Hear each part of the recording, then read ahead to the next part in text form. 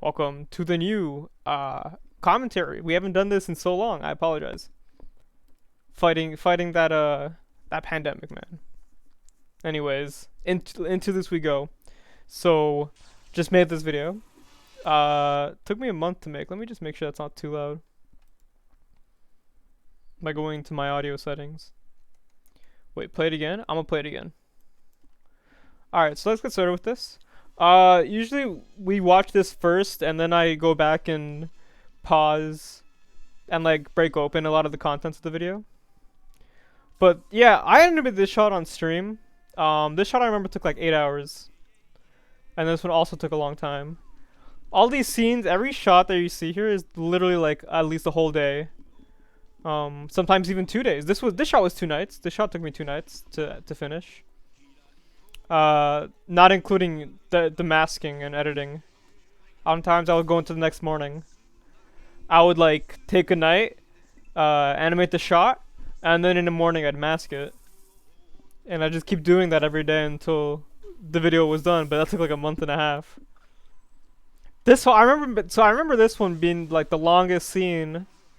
But it was also much easier to make than most because it's just characters on the bridge. They're just standing around. There's a one little shot with Green Goblin shooting people, and that was fun to animate. I liked animating the people there. But now we're in the villain montage. And man, I remember when I was making this. This was like the last bits that I was working on.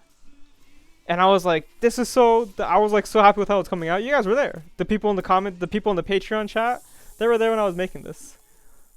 Including this. They were there when I streamed myself animating that shot. And that same night, I animated this shot too. So what's funny about this shot is that, this shot is that this was one of the last shots I animated. But the very last shot I animated was actually the opening shot for this. This was literally the last thing I animated, before going into editing. But there are a couple things I actually want to talk about in this video. So this shot in particular, I wanted to talk about. The one where you're looking like you have like a directly, this one right here. So this actually took a lot of masking to make. This is not just a simple, how I did it on Instagram, where I would actually have all the characters and stuff. They were like built sideways. I had them built laying down, and their sides would be protruding up into the ceiling. And I'd have these characters like literally talking sideways. I wish I had a better photo of this to show you right here. Let me see if I can find it. Cause I put it on Instagram. So let me really quickly look that up. I should have had this prepared. But essentially, this is how I got that shot. The way I lined them all up. It was like this. I literally had them like on their sides. You guys can't see that. Huh. Well, you guys can, well, I have it set to my recording program so you can't see. 1 second. Let me just change this. But essentially the way I had it was you have these towers and they're sticking to the side. And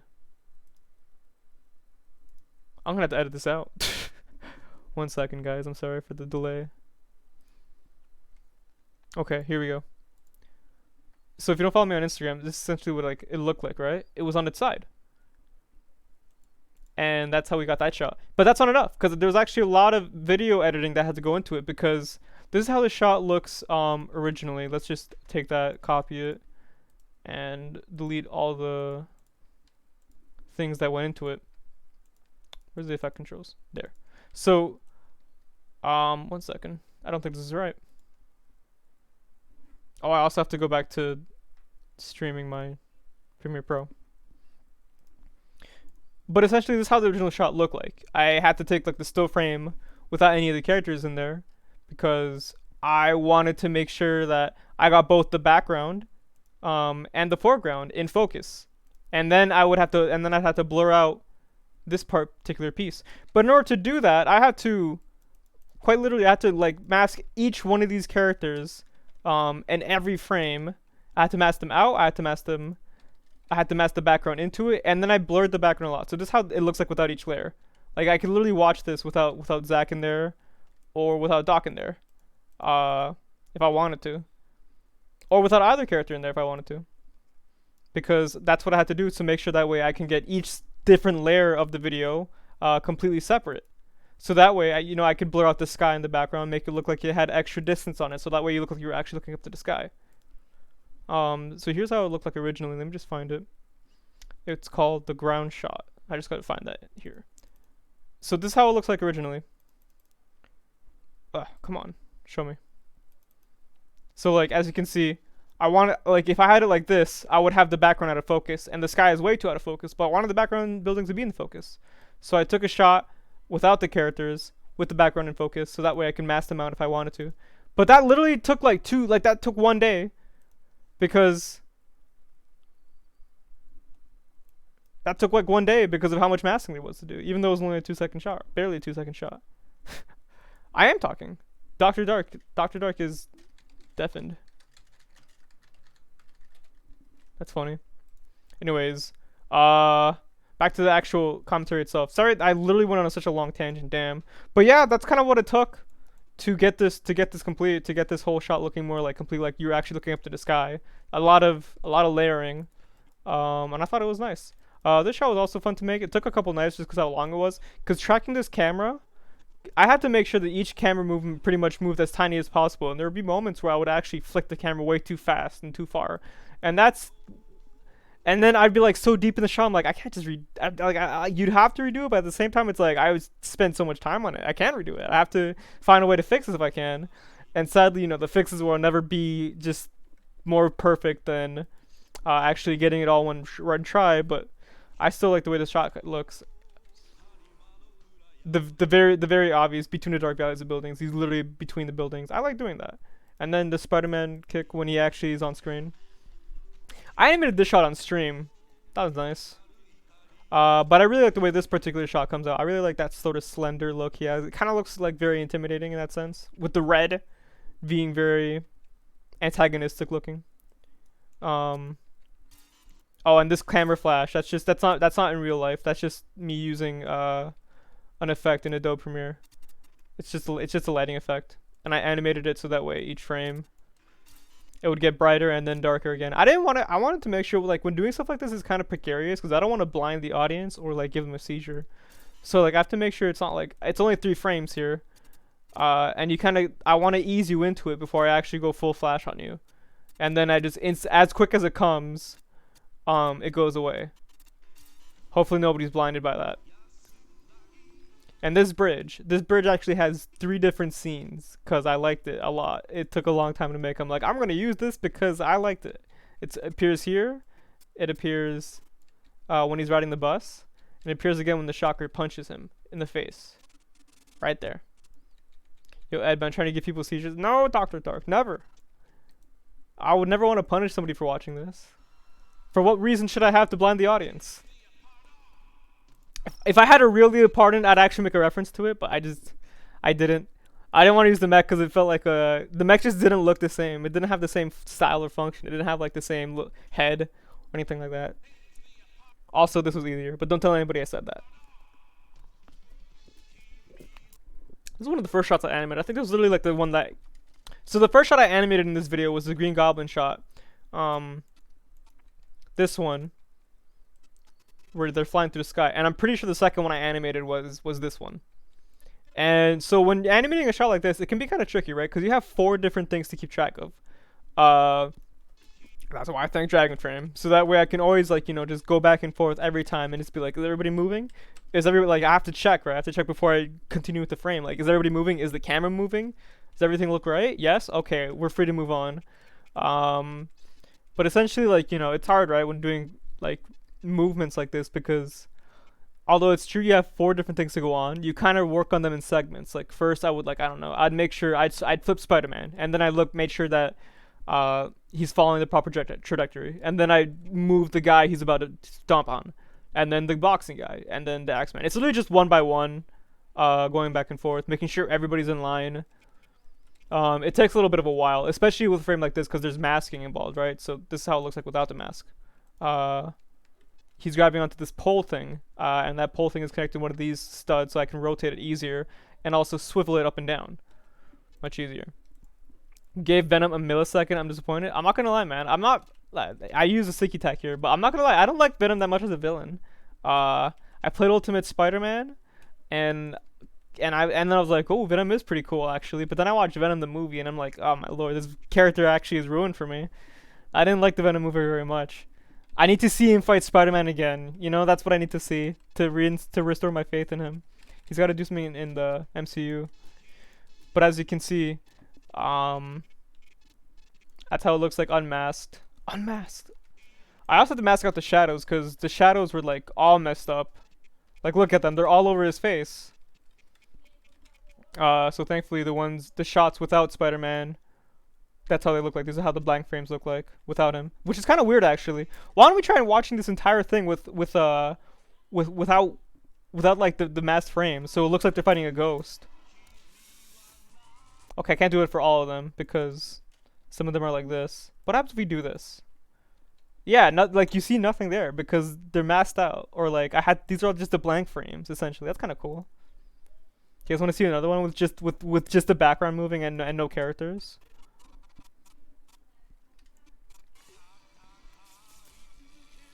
Oh, to do the exploding brick effect, actually, this is kind of important. I like this effect a lot, but it's hard to do. Um, again, with the fake, with the fake floating weird things. Where is the Vulture fight? Spider versus Vulture. Uh, so the way I had this, as you guys know, I use a helping hand for Spider-Man, right? Well, this is actually very convenient to use because it's so long. So I was able to actually attach some bricks onto this as well as Spider-Man. They'd be attached to the same rig, and I just, you know, make sure that I use sticky tack to make sure they're in the same place that I need them to be at all times. But that's how I animated that. So that was fun. Again, you know, you're just gonna have to like make sure every single brick is following the trajectory that you've given it, so that way it all looks nice and smooth. Choom, like that. What else is there what else do you guys want to look at in particular? Do you guys have any suggestions of this video? Is there anything you saw in this video that's like, whoa, I want to see that like broken down and Doc Ock unmasked again? So the Doc Ock swing, is that what you want to see? The Rhino shot. Okay, so we can do so let's focus on the Doc Ock shot first, and then the Rhino shot. But let's see how this looks like without all the bells and whistles attached to it. So he's a ghost. Again, he doesn't exist. He's not there. But then nobody's there. It's kind of funny because it's just like you're looking at this without any characters. It's just the camera moving at nothing. It's like they're the Invisible Man. I want to see your face reveal. My camera's not pointed at me right now. But so this was also kind of a difficult shot. Let's see how this looks like without all the masking. Now you guys actually watch me animate this. Spider-Man phasing in and out of reality. Yeah, he has Miles Morales power now, where he's like. So I use sticky tack to make him flip off. And also just sticky tack in general is so good for animating on these flat platforms. That's how I'm able to get Spider-Man like to lean forward a lot, like he's Michael Jackson doing the Invisible Man on stage. It's like he looks like he's gravity defying. I mean, not the Invisible Man, the gravity defy. It's like he's gravity defying right now, but it's just sticky tack. It's all a trick. I wanted to give Spider-Man's run cycle a little bit of bounce here too. But here you see the first tentacle. The tentacle that tries to sweep his leg, and when he tries to sweep his leg, that's when he has to jump over. He's like, I gotta get out of the way. But as you can see, this whole shot was just, you know, helping hand galore all over the place, because I was trying to make. So I wanted to make Spider-Man do like a lot of loops, right? I want to make him do at least 3 loops. I thought 3 would be the way the audience could understand what's going on, especially if each time he loops around him, Doc Ock kind of like reacts violently in this sort of way. Then you can kind of tell what's going on. I only got 2 loops. That's 1, 2. I only got 2 loops, but I was like, you know, maybe 2 loops is gonna have to be enough, because I also had to make sure that I was keeping in tune to the beat of the song. Because at this point of the animation, this is one of the last shots I shot. So I had to make sure that it was able to fit in this part. So that way I can get that slam right before the Spider-Man comes back. And I already had at this point I had everything here done. Everything here was done. This was the last thing I need to get done. But it had to fit. At this point though, I had the edit pretty much solidly in place, so I had to make sure it fit within the timeline I gave it. So that's why I had to cut it short. But the important thing is when I have him do this bounce off the ground here, I wanted to give the audience a bit of time to make sure that they can see it. So that's why you see Spider-Man spend so much time here. I make sure he spends at least 4 frames in this relative area, as opposed to when he's flipping by so fast. That's one. Wait, that's 1, 2, 3, 4, and then he jumps up again. He jumps up super high, and then he just like bounces like a pogo stick. So that way I can again give a lot of frames to this particular pose in general. So that way you get that weight, you get that slow upward momentum, and then that dish after, because like after you get this part done, you know, it's like after you get these like charge frames done, after that you can really just horrifyingly let loose. And that's definitely the most fun part. It's like you earned it, you know? It's like he's really swinging that weight over his head. It's like it's actually heavy. And then anyway, so that's how I do that part. But to show you what he balanced on without anything, it's just my controlling Doc Ock in this scene. I'm actually getting PTSD from it because of how hard it was. Because I had to control him on sticky tack. Because look at this entire body. What am I going to connect him to? You know, I can't just have anything hold on to him unless it was a giant blob of sticky tack. But even then, it kind of made him control and spin uncontrollably. So if you're actually looking at Doc Ock during the scene, it's kind of ugly, honestly. But you know, I'm just gonna attribute that to him freaking out. He's being grabbed by Spider-Man, so maybe he's not having the best day. He wouldn't react to this. How would you react to it? You know? But as you can see, I had Spider-Man once again held up only by the helping hand, along with the Lego attached to it. And you can kind of see me flip orientation right here. Right here, he's attached by his foot, and then over here, he's attached by his leg in one frame. That's the difference, you know. That's the difference you got to make to get those very precise movements. Which means I had to literally take out Spider-Man from the entire frame itself and reposition him after. Got some good water. All right, next up, you asked for the Rhino shot, Cornetto. So let's look at that. There's actually more to this shot than what I ended up using. So Rhino V2, let's look at that. So this is what we get in the video. He's already pretty deep in the frame, but in the actual Rhino V2, I actually started this from much earlier, like that. I actually have him leap forward a lot harder from the start. There's more animation here, but I had to cut this because I wanted to keep it in tune with the song and everything. So I had to, you know, I had to accent like I think like the first 5 or so frames from the original shot, which sadly I don't even think I actually even kept. Mask. I remember I masked the entire thing before I slotted it in, but that just means I must have cut it out. I'm not gonna remask it. The video's done. No need. But yeah, once again, using the power of the helping hand to get through. So you know what? Actually, there's another thing too. Because I actually had a plan for this shot. It was gonna be much more ambitious than when it actually came out. I wanted to have both Spider-Man and Rhino and even the police officers in the foreground all in focus. But to do this, because I had like such a shallow focal length, because you know I'm using the C920, I had to take 2 different pictures of each frame. One picture with the cops in focus, and another picture with the Rhino in them in focus. I'm actually going to show you a few of the in focus frames right now, to show you what I'm trying to get at. I think I took about 5. So we have these cops here, right? So let's take a look at this one right here. Cause look, this is in frame. This is in focus. The cops are in focus, and I kept doing this, but I ended up not doing it. Okay, so if I was gonna actually make this work the way I wanted it to, that means I have to mask around every single shot, so that way I can get both the foreground and background in focus in some capacity. That means I'd have to do another one of those layering bits. You know, I have to layer the foreground, I have to layer the background, and then I have to layer the very far background. To make it give it more depth if I wanted to. The issue was, unfortunately, I forgot to take a photo of the cops in focus at like around frame 6, and I already moved the camera at that point so far that repositioning it would mean I'd have to go back like 2 or 3 frames. And these were really good frames that I got that took like at least 10 to 15 minutes each, and I was like, I don't know if I have it in me again. Also, that masking probably would have delayed the video literally like 2 days. So maybe it's for the best. But I like the way the shot came out a lot, because right as he punches, you know, I made the actual camera itself shake up and down. Whenever I do a quick vibration like this, I always make sure the first vibration is actually the largest gap, and then it just keeps shaking up and down until, you know, it slowly regains positioning.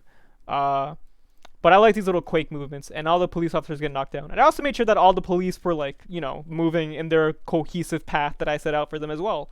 This guy, he takes aim and he fires, but then he gets immediately knocked down. This guy raises his pistol and he puts it over the cab. He's sitting down too. He raises up. He's like getting ready to shoot. He's about to shoot maybe, but then he gets knocked down immediately. And these two are just kind of firing. And this guy's on his phone. I wonder what he's doing. Maybe he's looking at some TikToks. And then he spins away. How long have we been going at this for? 20 minutes. That's not bad. Okay. What else did you guys want to see from this particular? Like, what other secrets from this video do you want to know about? If I can tell you them. There's this carnage shot. I like this carnage shot a lot. The entire thing is on a wall. That means look, this is the raw footage. There is no masking for this at all. I didn't have to mask a single frame. It was all raw carnage. Pew.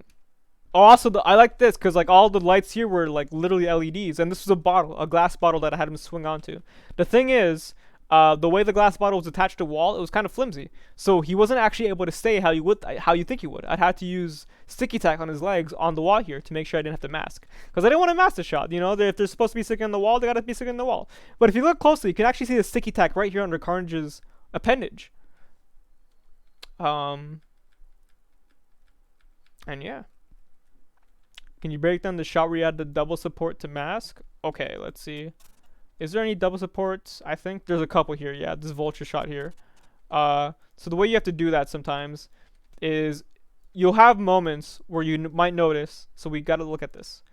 This mask here, the support here, gets in the way of something else. And that is... What? It's nothing? That can't be right.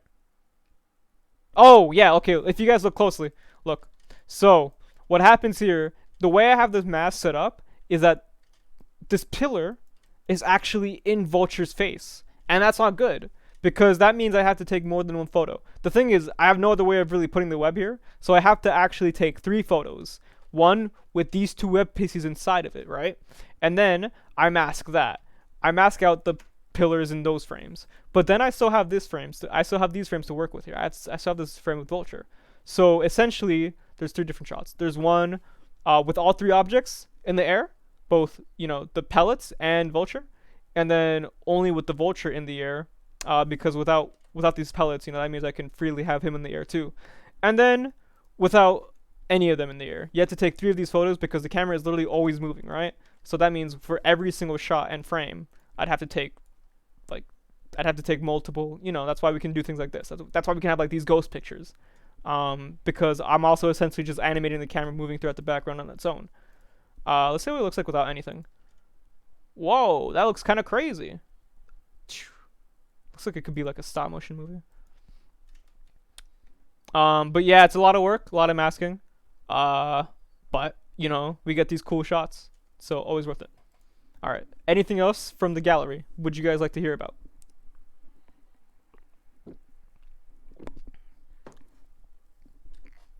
Green Goblin. Ah, yes. The first one I shot in this entire video. Oh man, this as you can see, there's like a huge mess here in the timeline. There's like 5 different layers. What's in the top layer here? Ah, yes. The explosion effects. Without them, it just kind of looks like this. Kind of boring, huh? Nothing really to it. Like they just kind of open up and that's it. That's why I added these visual effects in Premiere Pro. It's just lighting. I'm just essentially putting a spotlight on these individual spots, and I'm making them brighten up. It's the exact same technique I actually use for the camera flash in the alleyway scene. Let's see how it looks like without any of the characters in the frame. How about that? How about we just look at, because this is one of those shots where literally every single frame had to be masked. Okay, well maybe not.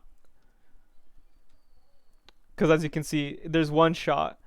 Well, no, I had to mask Green Goblin out of this frame. I think the reason why it looks like this is because I have these in the wrong layer. Let me just fix that. And we can get a proper demonstration without the black holes. Wait, what? Oh my god, I think this one literally was so complicated. I had to nest it twice. So what did it even look like before all this? Ah, yes. I had to have both the web in the shot masked by something, so that means I have to take away Spider-Man from this frame because he's right in front of it, and his rig goes directly over the web, which means I don't have a clean shot of the web which means I have to get him out of there so I can get a clean shot of the web.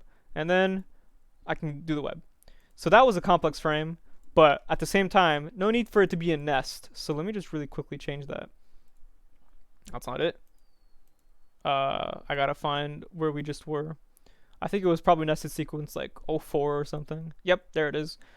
Let's get rid of that. So that way we can have a full on no characters. Pew! So that's fun. But yeah, here's how it looks like without the background. It's a lot of, again, a lot of masking. So much masking. I had to mask everything. The pumpkin bomb, the explosions, the swings, the goblin, the web itself too. And that's how we get really fun Spider-Man action web pieces though. I actually love the way the shot came out. This is legit like what I dream about. When I watch a Spider-Man TV show or movie, I want to see a shot like that is like this, where they're swinging in the air and fighting like this. I'm actually very disappointed that we didn't get one in Homecoming. But I'm glad that we kind of got one in Far From Home with the drones and stuff. That was a lot of fun to watch. Wait, you mask around the whole character, not just the support? Let's see that again.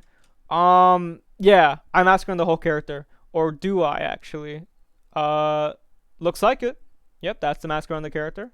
That's the mask around the characters. I'm sure masking out the support would actually be easier, to be honest. And it wouldn't actually make a change. I might have just made more work for myself for literally no reason. Huh. Oh, wait. No, the shadows. I remember the shadows. I wanted to go to the shadows too. And in order to do that, I had to mask around the characters themselves. So that way, you know. Yeah, see, you see all that? If I just masked out the support, the shadows would be constantly flickering, and I don't want that. But by being able to mask around the characters only, I take away the shadows that they make. Except for that one! Ah, what the frick? Where's that from? Oh, well. Anyways. Anything else? So, we've been here for about... Oh, yes. The last swing around the city. The thing about the way this was lit, though, is that the shadows literally went into, like... The supports were at the bottom, and the shadows were, like, here. So, I had to really, like, cut around pretty much everything. Because I couldn't also cut across the web. Alright, the last swing around the city. Let's check that out. Ah, once again, nobody's in the frame. And he's kind of just blimping in and out. That's kind of funny. Like he's like a Time Lord. So, I animated this the same night that I did the Doc Ock scene. So let's just look at how it looks like without the, whoops. How it looks like without... Ah, here we go. Without the rigs. Because the rigs can be kind of, they can really change everything. How you see like an animation. But I use these brick rigs here because I actually need the whole control of the helping hand. And plus the helping hand is a little bit flimsy at times. I don't think it could have supported the weight of 2 minifigures on it. So I have to use these bricks. I have to use these multiple different bricks that I can rotate in very many different directions. But the shadows once again kind of come in and ruin the day. So I masked those out too. So this is how I mask. Let's look at it without the things. Yeah, I keep it very close. I keep it very close to the characters themselves because I really don't want the shadows to get in and be like a very noisy part of the film. And then with this shot, once again, I think for this one I use the helping hand again because helping hand just makes it easier to animate web swinging. Oh, also, the way I did this web, I had to do like 3 different frames of it. There's actually just one frame where he's using the stiffer webs. Makes it easier to latch on. I've always been told that I spoke fast. Literally every single like presentation in high school, they were like, "You talk kind of fast." I'm like, "I can't help it. I don't even notice it." Or you talk loud, and it's like I don't even notice it. But I think that's pretty much That's pretty much all I have to say.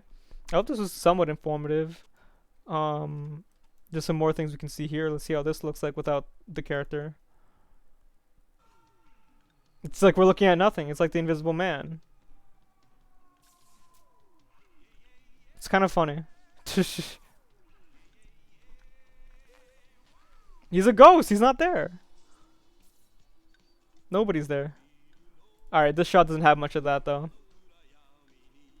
And then all these shots at the end here are all nested, so he can't really... I can do it like this maybe. Check this out. They're getting bit by nothing. But all these shots are nested here, so I can't really do that anymore. Anyways, thank you for watching this commentary. I hope it was enjoyable, informative, and all that jazz. We'll check out the next video.